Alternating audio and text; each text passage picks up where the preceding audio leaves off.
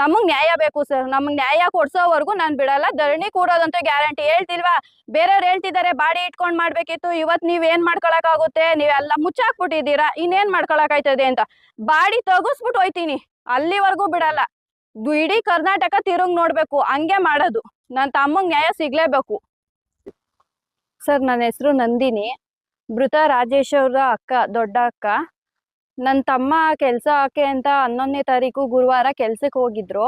ಕೆಲ್ಸ ಮುಗಿಸ್ಕೊಂಡ್ ರಿಟರ್ನ್ ಬರ್ಬೇಕಾದ್ರೆ ಸುಮಾರು 10:15 11 ಗಂಟೆ ಒಳಗಡೆ HM ರೇವಣ್ಣ ಅವರು, ಮಾಜಿ ಸಾರಿಗೆ ಸಚಿವರು, ಪಂಚ ಯೋಜನೆಯ ಅಧ್ಯಕ್ಷರು, ಅವರ ಮಗನಾದ ಶಶಾಂಕ್ ರೇವಣ್ಣ ಅವ್ರ ಕಾರು ಅವನ್ ಕೆಲ್ಸದಿಂದ ಮುಗಿಸ್ಕೊಂಡ್ ಮನೆಗ್ ಬರ್ಬೇಕಾದ್ರೆ ಗುದ್ದಿ ನನ್ ತಮ್ಮ ಮೃತಪಟ್ಟಿದ್ದಾರೆ.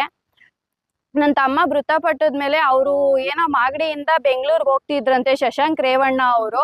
ಶಶಾಂಕ್ ರೇವಣ್ಣ ಅವರ ಕಾರು ನನ್ ತಮ್ಮ ಬರ್ಬೇಕಾದ್ರೆ ಗುಡೇಮಾರ್ನಹಳ್ಳಿ ಟೋಲ್ ಇಂದ ಮುಂದೆ ನನ್ ತಮ್ಮ ಬರ್ಬೇಕಾದ್ರೆ ಮುಂದೆ ಹೋಗ್ತಿದ್ದ 2 ಬೈಕ್ಗಳನ್ನ ಓವರ್ಟೇಕ್ ಮಾಡಕ್ ಹೋಗಿ ನನ್ ತಮ್ಮನ್ಗೆ ಗುದ್ದಿದ್ದಾರೆ. ನನ್ ತಮ್ಮ ಗುದ್ದ ಮೇಲೆ ಅವನು ಅಲ್ಲೇ ಸ್ಪಾಟ್ ಅಲ್ಲೇ ಮೃತಪಟ್ಟಿದ್ದಾನೆ. ಅವನ್ ಮೃತಪಟ್ಟಿದಾನ, ಬದುಕಿದಾನ, ಸತ್ತಿದಾನೋ ಅಂತಾನು ಸಹ ಕಾರು ನಿಲ್ಲಿಸಿ ನೋಡಿಲ್ಲ ಅವರು.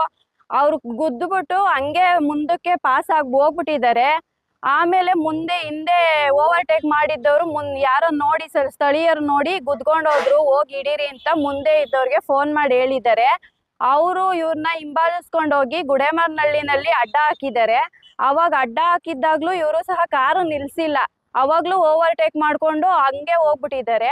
ಆಮೇಲೆ ಅವರು ಬಿಟ್ಟಿಲ್ಲ, ತಿರ್ಗಾ ಅವರು ಹಿಂಬಾಲಿಸ್ಕೊಂಡು ಹೋಗಿ ಸನ್ಫ್ಲವರ್ ಫ್ಯಾಕ್ಟರಿ ಹತ್ರ ಅವ್ರನ್ನ ಕಾರ್ ಅಡ್ಡ ಹಾಕಿ ಕೇಳಿದಾಗ ನಾನು HM ರೇವಣ್ಣ ಅವ್ರ ಪುತ್ರ ಅಂತ ಧಮ್ಕಿ ಹಾಕಿ ಹೇಳಿದ್ದಾರೆ. ಅವಾಗ ಅವ್ರ ಸ್ಥಳೀಯರು, ನೀನ್ ಯಾರಾದ್ರೆ ಏನಪ್ಪಾ, ಒಬ್ಬನ್ ಪ್ರಾಣ ಹೋಗಿದೆ ಅಲ್ಲಿ, ಗುದ್ದಿದ್ಯಾ, ಅವ್ನ್ ಬದುಕಿದಾನ ಸತ್ತಿದಾನ ಅಂತಾನು ನೋಡ್ದಾನೆ ಹಿಂಗೆ ಏಕ್ದಮ್ ಗುದ್ಕೊಂಡ್ ಸ್ಪೀಡಲ್ಲಿ ಹೋಗ್ತಾ ಇದೆಯಲ್ಲ, ಯಾಕೆ ಅಂತ ಕೇಳಿದಾಗ, ಇಲ್ಲ ನನಗೆ ನನ್ನ ಕಾರಲ್ಲಿ ಹೆಂಡತಿ ಮಕ್ಳಿದ್ದಾರೆ, ಅದಕ್ಕೆ ನನ್ನ ಹೆಂಡತಿ ಮಕ್ಳು ಭಯ ಪಡ್ತಾರೆ ಅಂತ ನಾನು ನೋಡ್ತಾ ಇದ್ದೀನಿ, ನನ್ನನ್ನು ಬಿಟ್ಬಿಡಿ ಅಂತ ಹೇಳಿದ್ದಾರೆ.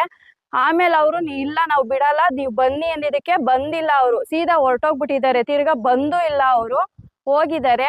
ಅದಾದ್ಮೇಲೆ ರೇವಣ್ಣ ಅವರು ಅವ್ರ ಹಿಂದೆ ಹೋಗ್ತಿದ್ರಂತೆ ಇನ್ನೊಂದ್ ಕಾರಲ್ಲಿ. ಅವರು ಹೋಗಿದ್ದಾಗ ನೋಡಿ ಆಂಬುಲೆನ್ಸ್ ಕಳ್ಸಿ ಬಾಡಿನ ಹಾಸ್ಪಿಟಲ್ಗೆ ಕಳ್ಸಿದ್ದಾರೆ. ಅದಷ್ಟೇ ಮಾಡಿರೋದು. ಅದಾದ್ಮೇಲೆ ರೇವಣ್ಣ ಅವ್ರಾಗ್ಲಿ ಶಶಾಂಕ್ ರೇವಣ್ಣ ಅವ್ರಾಗ್ಲಿ ಯಾರು ಸಹ ನಮ್ಮ ಮನೆ ಹತ್ರನೂ ಬಂದಿಲ್ಲ, ಏನಾಯ್ತು ಅಂತಾನು ಗೊತ್ತಿಲ್ಲ ನಮಗೆ. ಅವ್ರ ಈ ಹುಡುಗ ಯಾರು ಏನು, ಇವ್ರ ಮನೆ ಕಡೆ ಏನು ಅಂತಾನು ವಿಚಾರಿಸಿಲ್ಲ. ಸ್ಟೇಷನ್ ಅಲ್ಲಿ ಹಿಟ್ ಅಂಡ್ ರನ್ ಅಂತಾನೆ